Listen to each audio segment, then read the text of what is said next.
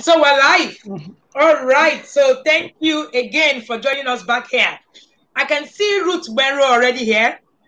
Ruth Benro is already here chatting. I can see Ruth Baba. Hello, my yard people. We're back here. And we are going to be having conversations with Owe or Sas, right? Osas, I hope I pronounced your name well. My name is Wendy Olode. Very correct. And I'm the founder. All right. I'm the founder of the Intentional Parent Academy. In this series with me, in collaboration with the Responsible Teens Academy, we are having the Back to School series, where we're having conversations with people who went to university, maybe confused, maybe they got it right, maybe they didn't, but we're all going to be extraying these things between today and tomorrow, where we're going to be looking at what should have been done better. Remember that our aim is to raise a better generation. That is why we have the Intentional Parent Academy. In collaboration with the Responsible Teens Academy, founded by Etima Ume. Etima Ume is the founder of the Responsible Teens Academy, and she's a teens coach. Etima Ume has done so much in the teens industry. You want to follow her, you want to follow her handle, trust me. Your child is not in the Responsible Teens Academy, it's an error. Welcome here again, and it's good to have you here. So over to you, Etima Ume, as we keep going. Thank you so much for this, Wendy. You're Hi, always Etima, can you hear me? willing. You're always ready. Yes. Can you hear me? I can hear you clearly. Can you hear me now? Can you hear me, Etima? Yes, clearly. Clearly. Can I go on? Yes. Uncle Wade, can you hear loud me? And clear. Okay. Go ahead. So, Go ahead. thank you so much, Wendy. I was saying that you're always ready, always willing. Once you just hear teenagers, you're just like, let's go.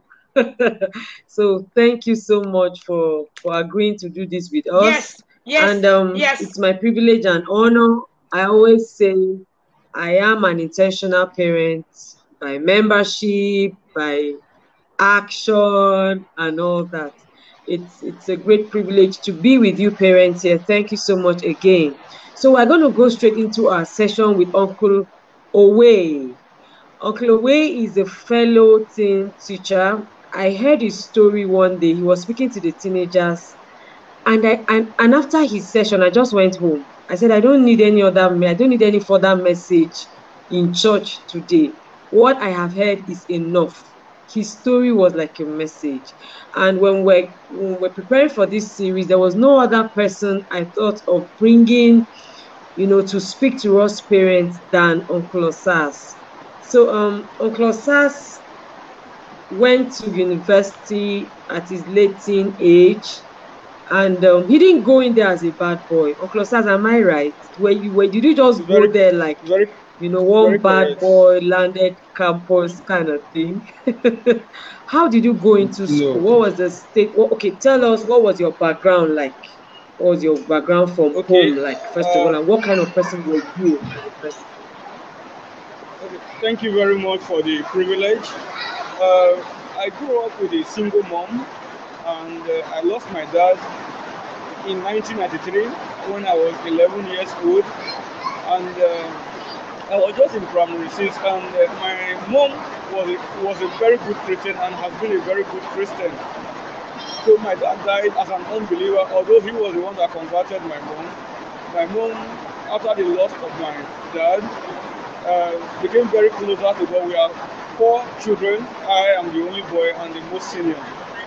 So she made up her mind that she wasn't going to remarry, that she was going to do everything she could to bring us up. So that was what she did. In 1993, I gained admission into secondary school, also from a very good home. We go to church every Sunday, every midweek we are always there. And I finished my secondary school in the year 2000.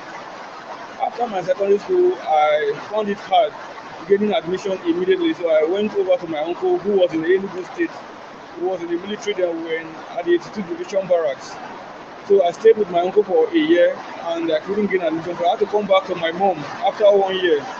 Unfortunately for me, I wrote JAMB again and I got admission into University of Benin. That was in 2002. I got admission. When I got admission, I had some friends who were already in school. So instead of going around looking for accommodation, I decided to sport with some of them. And that was the beginning of my crisis. Wow. Did I just hear University of Benin? Wonderful. Okay. so so when you got into school, sir, what was your what were you expecting? For you, was university away from home? Was university a place to catch fun? Was university a place to, come out, become a better? What was on your mind when you got into school? Well, as the most senior in my family and the only child of my mom will always tell us that those that have parents, when they are talking to their children, those that doesn't have will always eavesdrop so that they will learn from what they said. She said she doesn't have any other person apart from me. I was the only meat in her soup. So I should be careful whatever I do, so I should remember where I'm coming from. Even if I forget where I was going to, I should remember where I was coming from, that others have a father and a mother, but I have only a mother, and the mother does not have two legs, she has just one leg. So I should be careful. So going to school, it was an opportunity. I was happy that finally I was going to leave home. I was going to be a free person from my mom. At least I would have the opportunity to make my own decision and do whatever I want to. That was the decision. I was actually happy that finally I was getting admission to enter into school to study the course of my dream and to graduate with good grades. Wow. Okay, so I think you should just start your story, when you got into school. Just tell us what happened when you got into school. Were you on campus? Were you off campus? What kind of friends did you have from your first year? And then we take it off from there. Okay, like I said earlier, when I got into school, I had a challenge with getting accommodation. So I had a friend, Jeff. Today he's in the police, and I decided to sport with him. And each time he would keep telling me that you are too gentle, you are too handsome to be a Jew.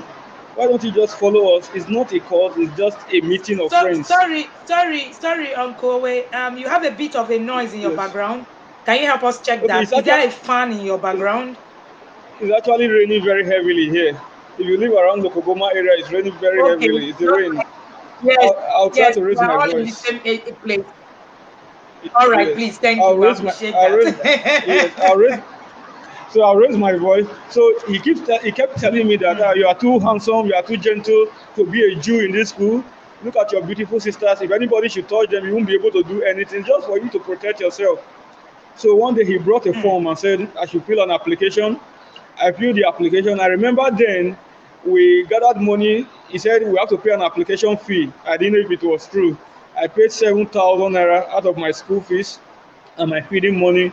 And on the particular day, we left I remember very vividly.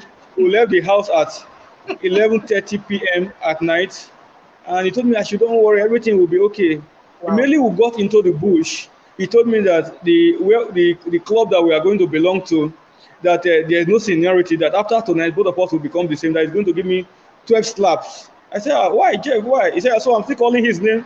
I should stop calling his name. I should start calling him Uncle. I said, Uncle, so please don't. So he gave me 12 hot slaps and said I should carry him on my back. I carried him on my back for a very long for a very distance. So we went into the bush, far away. We trekked for over an hour into the bush at night. Wow. And we got to a place, they said that place was Heaven's Gate. They called it Heaven's Gate. That's where you pull your clothes and everything. So after that, they said all of us should lie on the ground. Over 100 of us lay on the ground. People coming from different places to flog us. They said they call it blending. They call it matching. They flogged us with several things. They flogged me to an extent that my vein was almost showing at the back. My friend came and lay on my back and said, no, they should stop flogging me. Somebody came and hit my head with his boot, the back of my head. And at the end of the day, because of the influence my friend had, I was the first person to be initiated. And when they called my name, in fact, I had name. They would call the friend, which school are you from? You say Unical. Which school are you from? You say Unijust. Which school are you all from? All around the world. And I was amazed how they all got to the school that night from different parts of the country. Wow. So when they called me, my friend whispered to my ears and said that before I would enter into the temple, there's what they call temple. I was actually initiated into the Black Arts Confraternity. If you check online, you see Neo Black.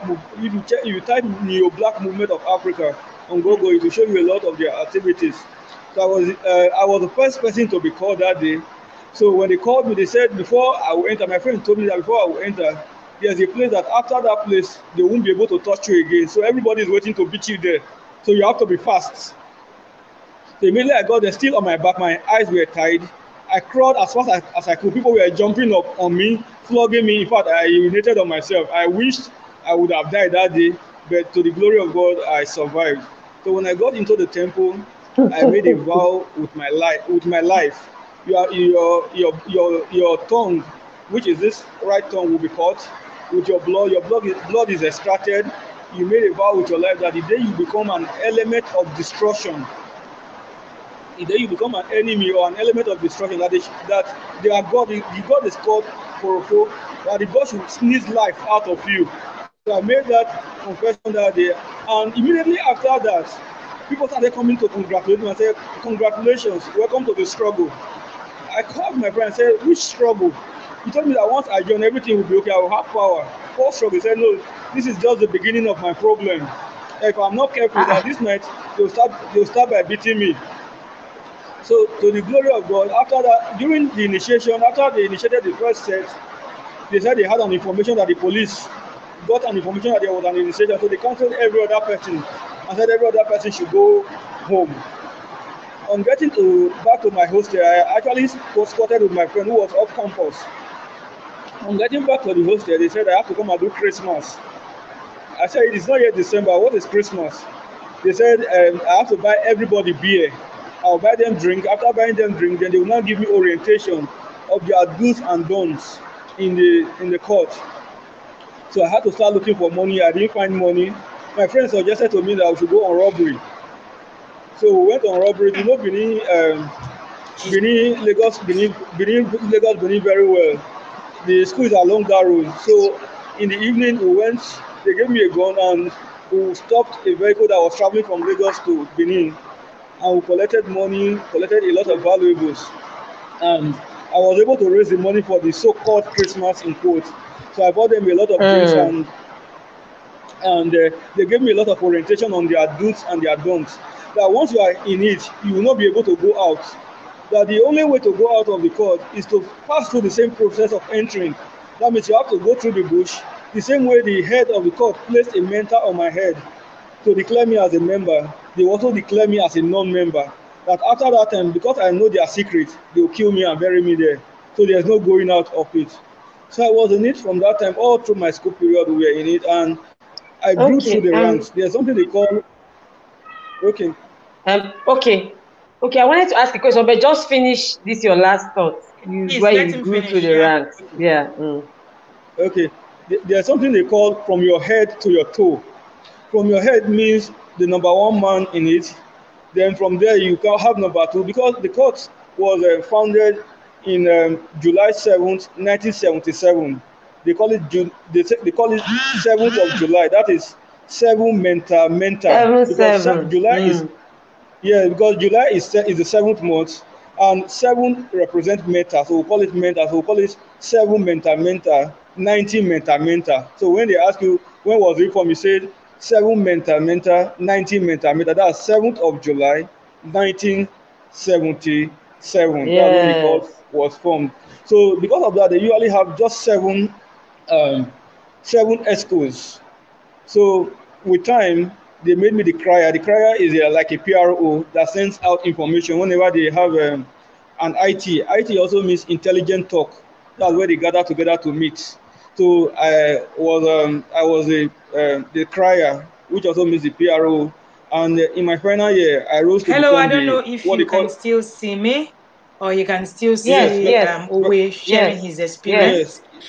If you're just watching us, you're just coming in. This is us sharing experiences of the campus life. What happens to the teens when they get into the campus? I hope I can still be heard. If you can still hear us, please let's see your comment in the comment section.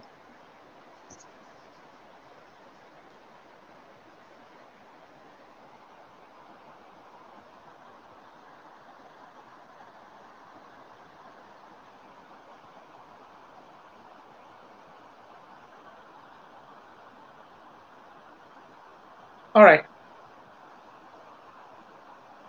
Yes, go ahead. Etima, I think Kowe is having issues with his network, right? Yeah. Okay.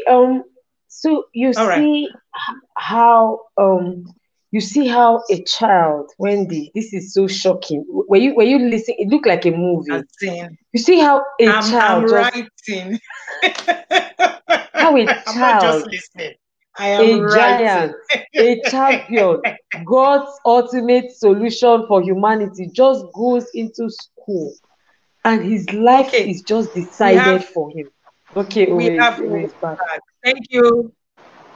Let's go on, please. Thank you, Chloe. Yeah. Thank you. Yes. So I was in there, and I remember at the time. Can you hear me? Yes, awesome. Clearly. It's clearer now. Can you hear me? Loud and clear. Yes, loud and clear. Hello? Hello? Yes, we can hear you. Loud and clear. Yes. Hello? Yes, we can hear you. Is anyone there? Yes, we're hearing. Yes, we can hear you. I sent a chat. Yes, we can hear you. Okay, I guess his network is still acting up a bit. Yeah. Okay, Tim, I'm sure he's gonna come back soon. Let's go on. Yeah. Or maybe let's go. He's gonna come back soon. Then bring him back so that he tries to. Yes. Maybe you should take him out so that he tries to come in again by himself. Etima, just go ahead. Okay, so you know how a young man, including the ladies, just go to school and there's no resolve. I don't know. Is the issue that they are not expecting that these challenges will come? What is that thing that a child will be searching for that will make him go and join a cult group? These days we have cult groups even in secondary schools, Wendy. In secondary schools. And what are they in search of? Power. Power to do what is my question. Is it power to be heard? Is it power to succeed? What are you? What is this power? Is it power to bully others? I think it's part of what Owe is going to tell us today, because this is such an amazing session. Right? Please go on, sir, if you can hear us. Yeah, we can. Can you hear us? Yes. Thank you for sharing this with us. Very clear. Yes. Thank you. The kind of power, like Auntie Etima has asked, the kind of power that they wanted, the kind of power that we wanted was power to get whatever you want, power to get any kind of girl that you want, power to get wealth, power to oppress even your fellow, your fellow guys, power to call someone on campus and say, are you here for studies or you are here to go after this girl? Make a choice. Either you leave the campus or you will leave the girl for you. So that is actually what it was all about. And because my school, the New Black Movement of Africa, the Black Arts Confraternity, was founded in my school. They called my school the Mother Temple. So we are in charge of all other campuses across Africa. So from time to time, they send us to different schools. Can you hear me, man? Loud and clear. Go ahead, please. Yes. Okay. So from time to time, they send us to different schools to recruit either new students or whenever the school is having any issues. So they send us to school. So most of the times, instead of staying in our own school and attending lectures, we are in different schools. Sometimes when there's a fracas in the school, we leave the school and we start living in the bush, just so they don't use us to count.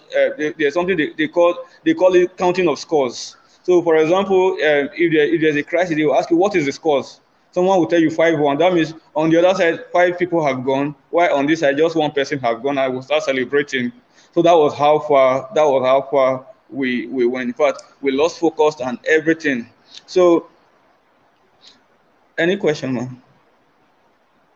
Wow. Yeah. Okay, so my question, I have like questions are just raging in my head now. I wanted to ask, so were you compelled? Were you evangelized? Were you, forced? Were you coerced? What made you join? Because I want to believe that you thought about it, or were you forced? Were you threatened? Because I know that some people were kind of like forced to join. Some people were, lured to join. So, what was your own situation? Well, I wasn't forced to join. I was just coerced. He kept telling me that, why don't you join this thing? Look at these people.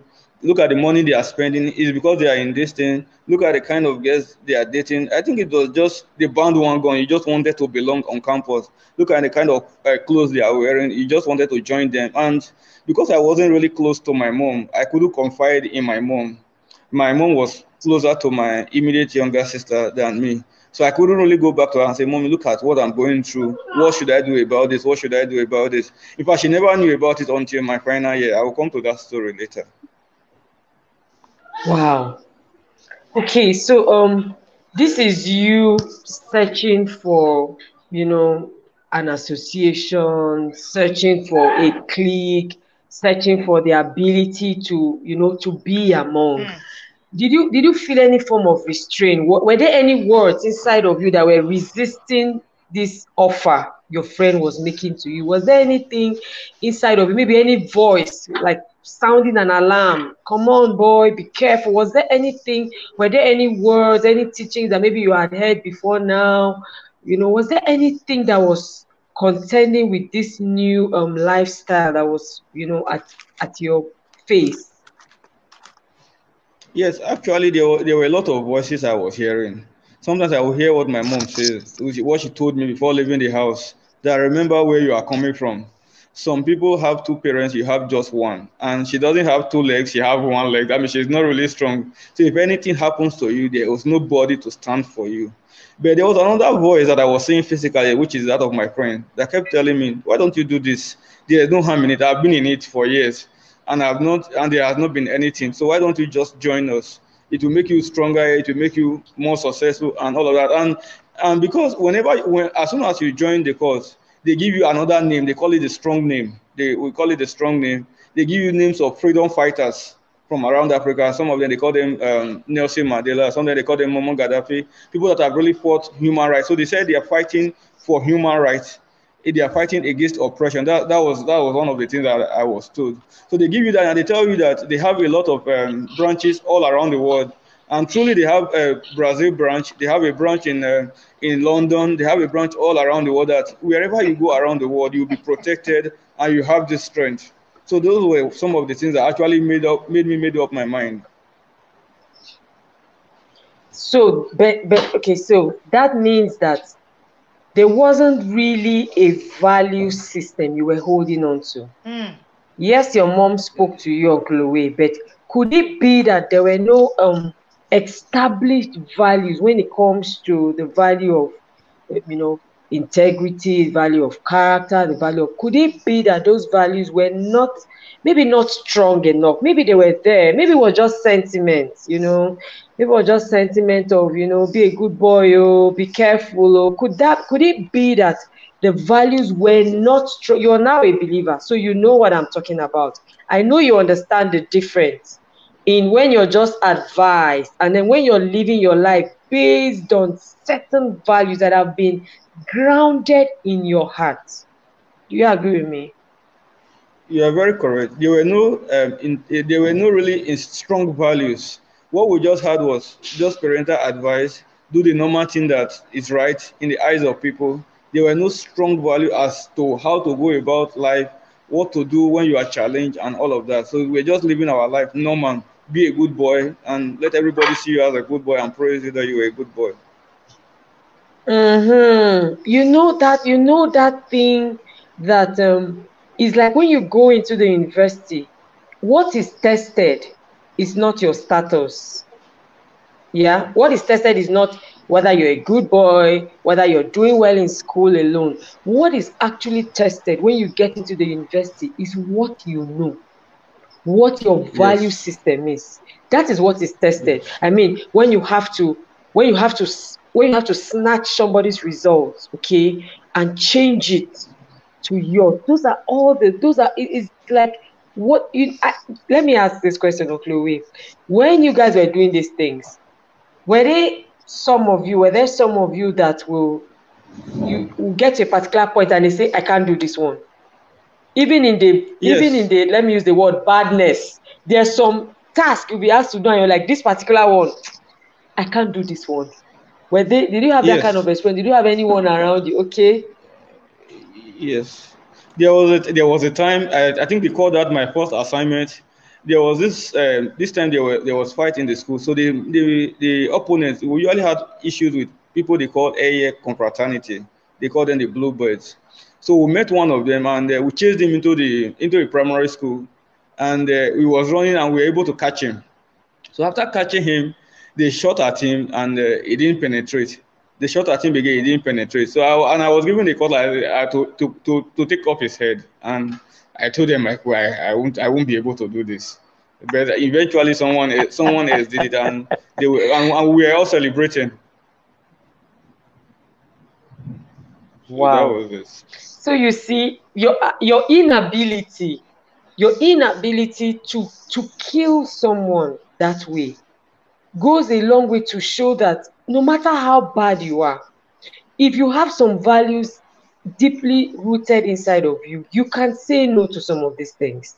That is just the point I want to make to every parent that is watching us here. Take your time, be deliberate about working on values, okay, those values, so that even when you are not there, even when your child is going astray, there will be something inside his heart that will say, this particular one, I can't do this. Okay, Uncle Louis, so tell us any other thing. Okay, so how did you handle when you had to go to church? I mean, I know you know, like you said, you came from a place where you were, going to services during the week and all that. How did you handle your life, how did you handle your former life and this current life? I mean, I know that you pass through church and you'll be like, church. So how did you handle the two? Good boy Okay. before, now bad boy. How did you handle it? Well, even while I was in school, I continued being in the group, and this time I started smoking, and I won't be able to drink even ordinary tea without putting weed. Just to take tea, I have to mix it with weed. I remember one time I was smoking in my room, and my mom knocked. I quickly put perfume, and when she entered, she perceived the person. Said someone is smoking around. I said maybe it was a neighbor. So I kept living a life of pretense, and she never knew about it. My younger sister knew about it, but she couldn't tell my mom because I had threatened her in school. So while in final year, I've grown to become the head, and we're going to do what we call the HO. And on our way, we were arrested by the police with a lot of weapons and all of that. And we were taken to a police station in that place. And after some days, we were transferred to the state CID. We were there. While there, I met a man. They call him Pastor. I told him that look at what actually happened. We want to say the truth, even if we lied to the police. Pray for me. Inside the cell, he prayed for me. And after we were released, we continued because they have what they call zonal centers in each area. All the areas, they have Lokogoma zone. For example, even till now, they have Lokogoma zone. They have one in Damakasa. There's a village behind Lokogoma. They call it Damakasa zone. They have another one in Durumi, even till date. So I continued with the zone. The zone is the one in your area. This time I relocated to Lagos, and my result was seized because it was reported to the management of the school. So my result wasn't released. So I continued in the zone, and my mom told me instead of waiting for the result that might not be released, why don't you start another program? So I went to Lagos State University and started another program as a part-time student. And during this period, this was in I think 2008 or so. During this period, I went to church one day and I had the word of God, and it hit me. And I truly, truly repented. I told God that I was going to stop pretending. But I had a challenge of what do I tell my people when I go back to my zone? We all live in the same area. We're all friends. So on that day, as I was coming back, I met my crier, and he told me that there's going to be IT today. That means there's going to be meeting today. I told him that things have changed. I'm not coming. He said they are coming to my house to raid me. I said, no problem, come. So in the evening of that day, they came. The one they do in the zone, they do it in people's home. They don't do it in the bush. So they meet in people's home, people's sitting room, and all of that. Sometimes uncompleted building. They came to my house and said they were coming to move me out. And I told them I'm not going anywhere. I've told you I can't continue. I'm not a pastor. The struggle was much, but at the end, they let me be. So that was how I survived it. But truly, one of the things they put in someone's heart is fear. If anyone is listening to me and the person has a child that is already in it, they make you to be afraid that if you don't do this, we are going to kill you. But if you are able to stand your ground, there is no way they will kill you. Even in the university, they said they don't kill themselves. But if you offend someone, the person can set you up with another person in another class and say, go and shoot this person. It got to a point that I had to go to Asaba while in school to do charm for gun. We went to Asaba, just close to River Niger. The man did it for us, and we paid him very well. I remember that night. I remember a day before that day, we had to go on robbery to raise the money. I and my friend, and the man said he was going to test the gun on us, so he tested the gun on us. When he shot at me, I was in a trance. When I opened my eyes, I saw myself somewhere else. So he said the gun would not enter, and you'll be able to disappear. So I had to believe that, so I can disappear now. So when I got back to school, I was telling everybody that nothing will happen to me. My body is plastic. If you shoot at me, it will bounce back. So I was very bold. In fact, I told some of my friends that if any vehicle comes now, they shoot at us, you just run. Me, I will chase the bullets. So that was how we kept going until one day we didn't know there was fight. On our way back from lectures, I was shot at and it entered. But by the grace of God, I was shot at on my chest. It entered. They thought I had died, but yes. And I did not disappear. I did not disappear. The bullet did not bounce, and it pierced me. So, but to the glory of God, I survived. Wow. Whoa. Wow. When did you ask a question, please? I've been a bit tongue-tied. I know that these things exist, but I've been a bit tongue-tied on a lot of issues. I've just been trying to assimilate a lot of things that you've shared here, and how I'm processing. What in the home, it is the resultant effect of these things. You mentioned fear.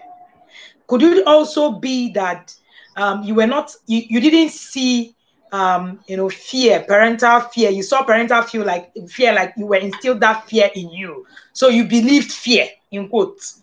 So when you got out there also, you also, could, relate to this fear. So once somebody just tells you, oh, this is going to happen to you, just took it in because fear was already built in your process. I'm just asking. Well, really, I didn't have parental fear. There was no parental fear. My mom tried all she could to send us to the level that we were, and there was no really parental fear. But when you get into it, they keep telling you that when you leave, you are going to die. Remember at the beginning, I told you that you made a vow that the day you become an element of destruction, that they should squeeze life out of you. That was a vow that we made with our hands up, and after that, they gave us the things to drink.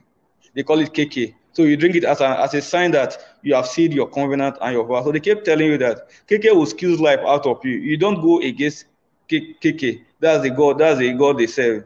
So the fear kept being there that the day you be an element of destruction, something will definitely happen to you. Okay, let me ask this question. Is there something, you talked about losing your dad at an early age. Did that have any effect on your journey? Yes. My mom, being a single mom, actually had a lot of effect. There was no man in the house to correct us when we were wrong. There was nobody to put us right when we were going astray. It was just my mom. And as the only son, she pampered me a lot. She always said I was the only meat in her soup. Even when my younger ones were allowed to go outside the states to look for admission, she said no, she can't allow me go out of her side, that I was the only meat in her soup, that she would do everything to protect me. So the pampering was very, very high.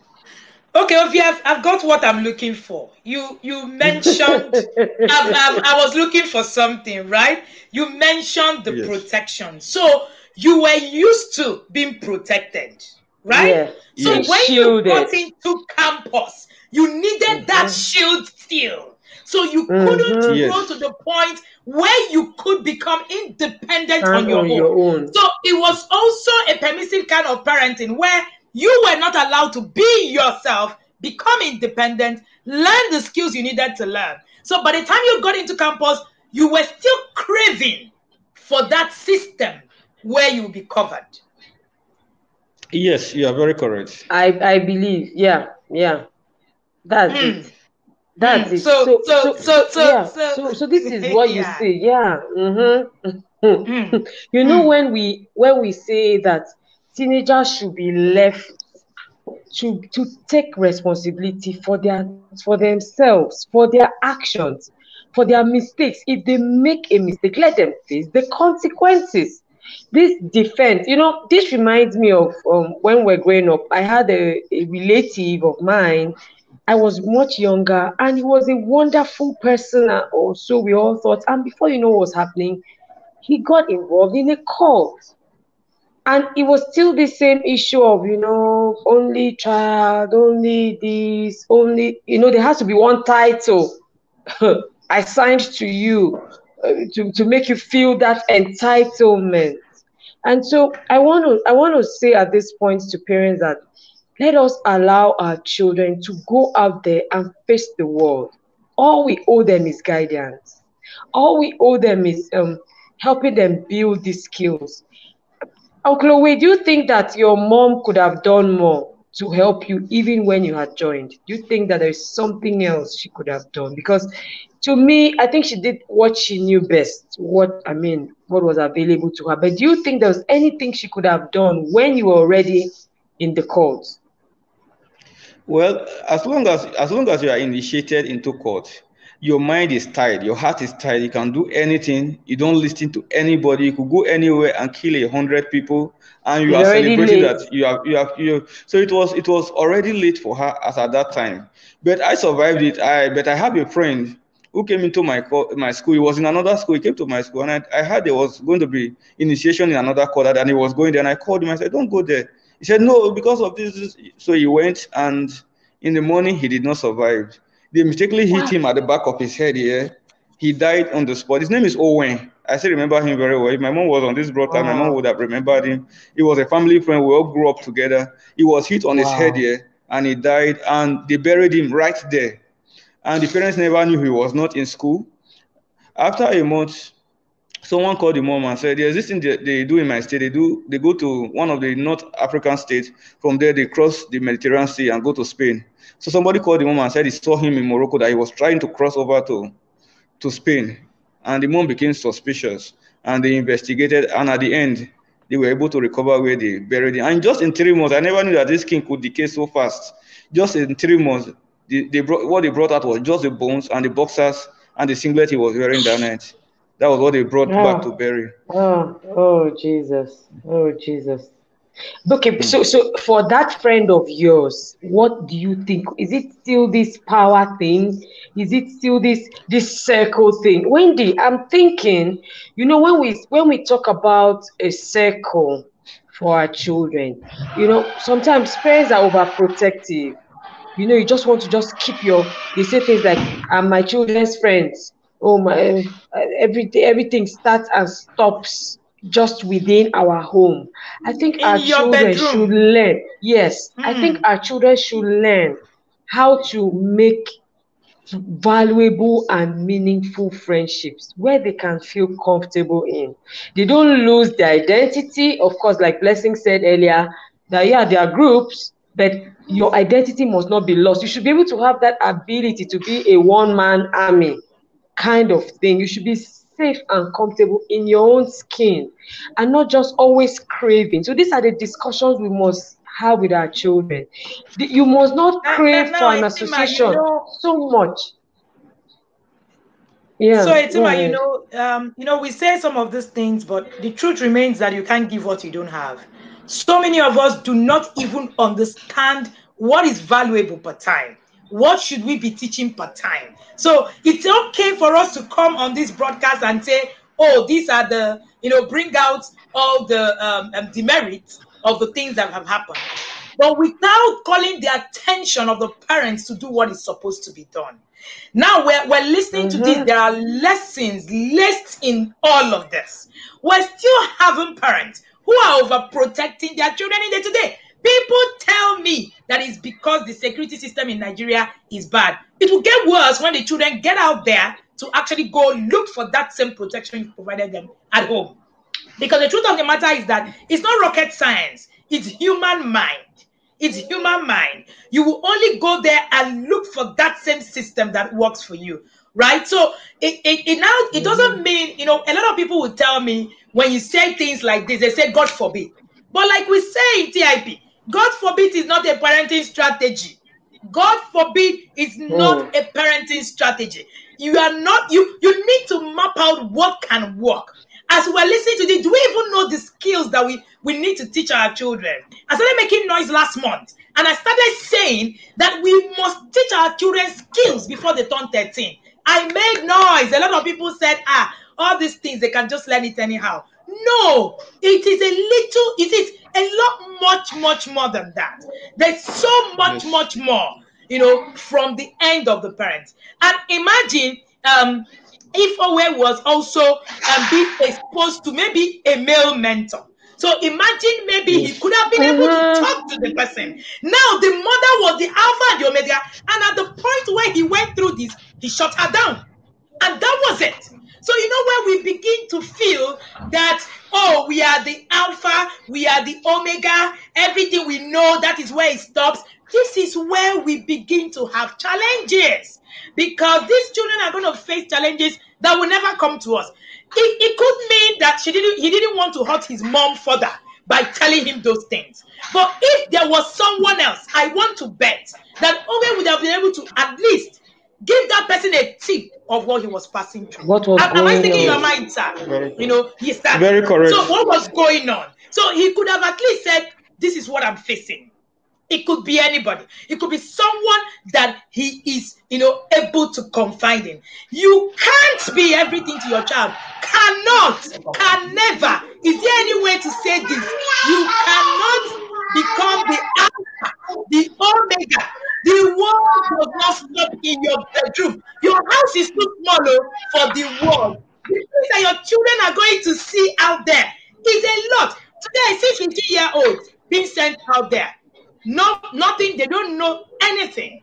They don't know how to navigate their world. They don't even know hustle. They don't even know what happens on campus. Yeah, I see a lot of parents say, no, we will take our children to Covenant University. We will take them to Babcock. Those things are not there. Wow, it will shock you. I think we should bring somebody from either of the private universities to come and share with you. They are everywhere. The campus is the campus. It's not going to change. That's right. Very true. Yes. It's not yes. going to change. So you're thinking. Go ahead, sir. I think his network got hooked. Yes. What I want. Okay. Yes. I think it's back. Awesome. What I wanted to say was that even in most private universities, in each campus we have what we call tempo. That's where they go for their meeting. They call it tempo. Even in most private universities that you see around here, although they don't have it in Covenant, but they've tried. They've tried several times to go to Covenant, but it doesn't not be successful. But even in most private universities, Bishop Oyedepo will bite people. He will fight you. Mama will hit you. Mama will hit you from the. Mama will be the ass man. In most private universities, is right there. They have it in most private universities. And for some of the private universities that don't allow the students to go out, they do it even in the students' room. They bring in the coffee, although they don't bring in physical coffee there. They use a candle to make the coffee, even in the students' room. And because I was in the main campus where the thing started from, they send reports to us. So we know about all of these things. So good. Okay.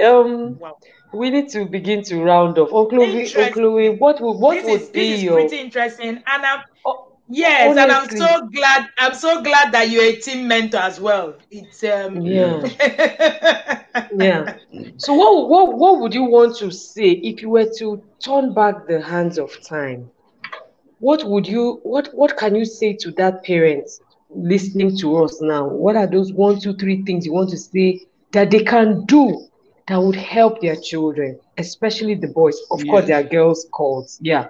So what would Yes, that a lot of thing them be?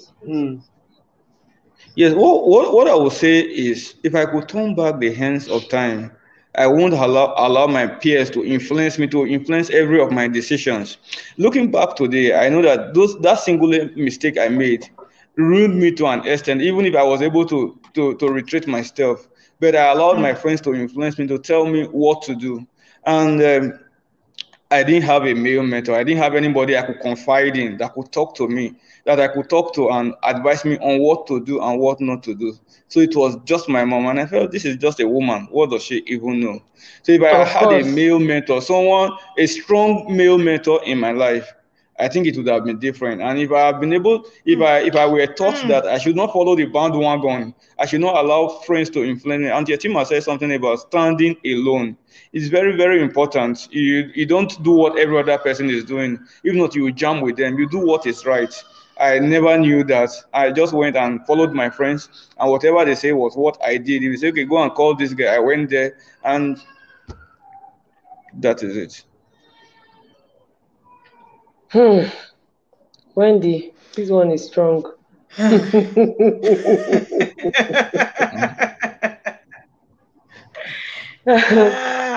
Thank you so much, Ove, for sharing with us. But if you become a parent today, I want to ask, what is that one thing that you will do differently for your son? Hello. Please repeat. Hello, yes, please, can you hear me? Yes, I said if you become a parent today, yes, what is that one thing that you will do differently with your son or your daughter? Okay, to the glory of God, I'm already a parent. I have 2 boys already. I'm married. I have a grown-up child already who is close to 10 years old, and what I always tell him is do not allow friends to influence you. Recently, I noticed that he was watching porn with his mother's phone.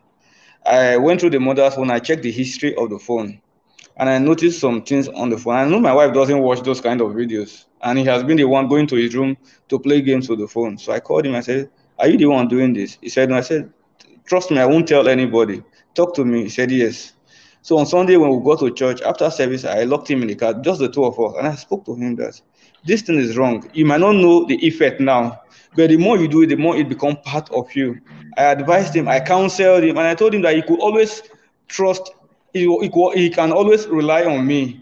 And because I did not tell the mom, the next week he came and told me something that was even much more deep that they were doing in the school. I think every parent should try as much as they can to make their children trust them. If your children trust you, they can come to you and tell you anything. And secondly, every parent should also teach their children to be self-confident. If you are not self-confident, you always allow your friends to influence you. That is it. Thank you so much, Ove. Thank you so much. In fact, your last point is one of the things that we've carried in our head in the recent times. You know, when you tell people that 9-year-olds are into pornography, they look at you like she's there shouting again. She's talking about it again. I beg you, make we hear word. I am so glad. I'm so glad that some of these things are coming so real and so live. So it's not coach. Coach is not here. Say, hey, you want to do this, you have to do this. Coach is not here breaking my veins on my neck, screaming, you know, on top of my voice. These things are real. When we say it is because we've also been able to have some of these conversations with parents like this. We've also had parents that we've worked with. So if you have a child, you know, we've been talking about the Responsible Teens Academy, and we said that they are hosting a session. Imagine that this is just free. Look at what you're hearing. So they are hosting a paid session for your teenagers who are going to the university. Please don't let let your children go to the university without learning some of these things. I am begging you, enroll them, right? Enroll them for this class. This class there's an early bird offer of 5,000 naira before the day runs out. Right? And then the class goes tomorrow. Yes. It's a master class for parents who have children who are going to the university. I think if you have 15 years and above, let them begin to learn this. That would be my candid advice. If you have a 15-year-old child and above, let them be at this session. 5K, the truth is that what you will do with 5K, this kind of trouble, if it comes, when you have a child that have gone to court, that have started robbing, that 5K will be too small.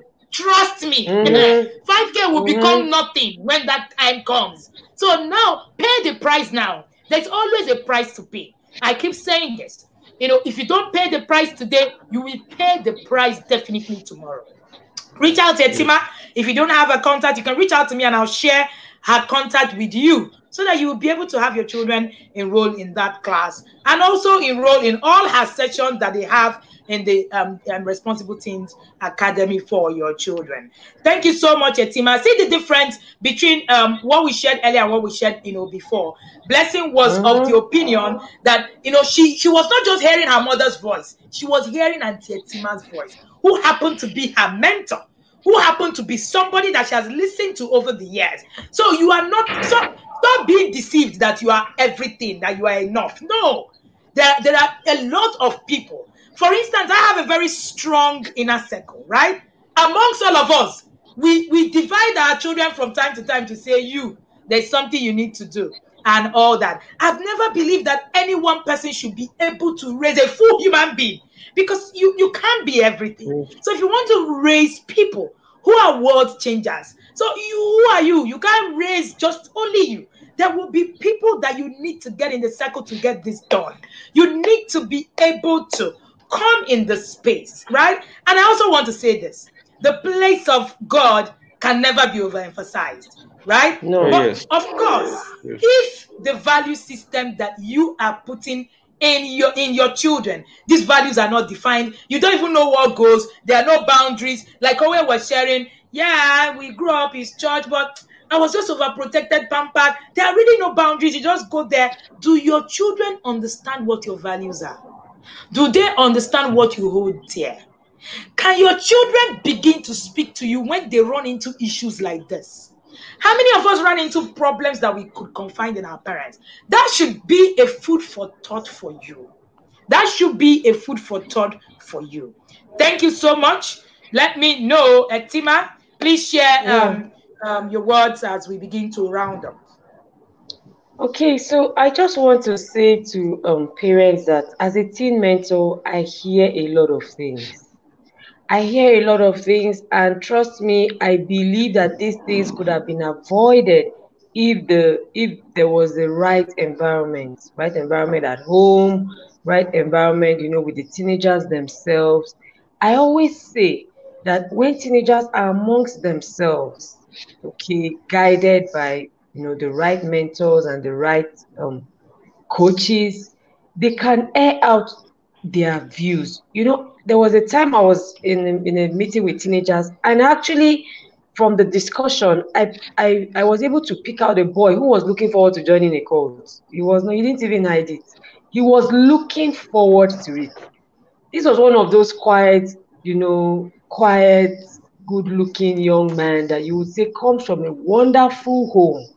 So, we need to get them start to hear these discussions. Let's not say, God forbid, how can my child ever desire? You don't know how it will be presented to him. No, you don't know. You don't know how it will be presented to him. You don't know how it will look in his eyes. You did not join a cult. It does not mean that, like I was saying at Blessing session, I never was, lured by a lecturer. But who says that your child won't be? My husband was never lured by a cultist. Who said that our son will not be tried or tempted to do so? How prepared are they? Allow us join you to check probably there's a loophole here and there. Probably it's just a re-emphasizing. You know how you say something to your child and then your child goes somewhere else and hears it and be like, oh, mom has been saying this thing, or dad has been saying this thing. Yeah. And it just, further establishes these values that you have set for them. So thank you so much, Wendy. The registrations are still ongoing. Please go ahead. I'm available to answer any other questions you might have. And we're looking forward to having that session with the teenagers tomorrow, and then cap it up on Saturday. We are going to have a session with the parents, also the parents of everyone that is registering. We'll have a short session with them, and then we're ready to let them go. We hope we can have this series every year so that, like Wendy has said, if your child is even in SS2, SS3, it's time for them to start learning about these things. So that by the time they go, they are so grounded that before you start trying to lure them, they already know where you're going. I hate to see teenagers confused. I hate to see teenagers gullible. I hate to see them just believe anything, just confused. And I didn't know what to do. They gave me and I took. They told me to come and I went. How can you just be that confused? How can you be that ignorant? Sorry. You should know, and you should know what to do. So that's why we are here to make sure that they are all set, good and ready. So thank you so much for this. It's been wonderful. Uncle Wade, thank you for sharing your story with us so boldly, so much, so calmly, so knowledgeably. Thank you so much. We got a lot of value from that stories, and we're so glad that we started this back to school series. Tomorrow we're going to have Tega. If you've ever heard about Tega, then you want to be at this session. We're going to have Tega. Tega was addicted to drug at some point in her life, and boom, she got saved. But I trust it. I want to tell you that it wasn't as easy as we're saying it. And I'm sure when always shared this thing, yes, I got this, I got easy. You heard him. You heard him, and you saw that a lot of the times he could have been killed. So it's not as easy as we said. Oh, yes, this happened, and the person got out. Oh, the person will try. It's not always as easy. If you allow your children make the mistakes right in the home where they are, it makes it a lot more easier for you to actually correct them. And then before they get out there, where the world is full of wolves. The Bible says, of course, you know that I'm going to talk about the Bible before we end. The Bible says that out of two or more people, that a thing is established. When your children hear from you, they begin to hear from other people as well. It's going to also help them understand that these things are real, they are key, and then they begin to put it together. Again, if you didn't listen to anything today, remember, you can't be everything to your child. If there's nothing you learned today, just learn that part today. It's a lesson, it's a journey, but remember, we are here to help you walk your parenting journey. We're here to help you walk with your teens, and we're here to help you make this journey awesome. My greatest concern is to be able to raise a better generation tomorrow, a generation that we will be proud of, that tomorrow we would say, yes, this generation is a lot more better than who we are. Thank you again for being here today with us. We're going to be convening here tomorrow again at 2 p.m. where we're going to continue our back to school series, where we're going to have Tega, share with us by 2, and we'll also have another person share with us at 4. Thank you so much again, Etima of the Responsible Teens Academy. Thank you, ma'am. Thank you, Uncle Owe Osas. This was such an awesome conversation. I still have a lot to assimilate. I'm still going to come back to this session to pick out the lines, the thin lines, in between it, so that to be able to know what it is we need to do, and we need to do better. Thank you again for being here, and have an amazing day. My name is Wendy Ologe. I am the founder of the Intentional Parents Academy. You've been on with us with Etima Ume, the founder of the Responsible Teens Academy, and Owe Osas, who is also a team mentor, who has come to share with us everything, things that have happened to him in his journey, and things that could have happened better. If you are here and you have a child that is going to go to the university from SS2, SS3, you want to have your child in that class tomorrow, where the Responsible Teens Academy is going to have a session for your teenagers. No, we're not talking to parents, we're talking to teenagers. So bring your teenagers into the academy, let them learn. Remember, you cannot be everything to your child. Do have an amazing day, and see you tomorrow Thank you, at 2 p.m. Thank you. Bye. Bye-bye.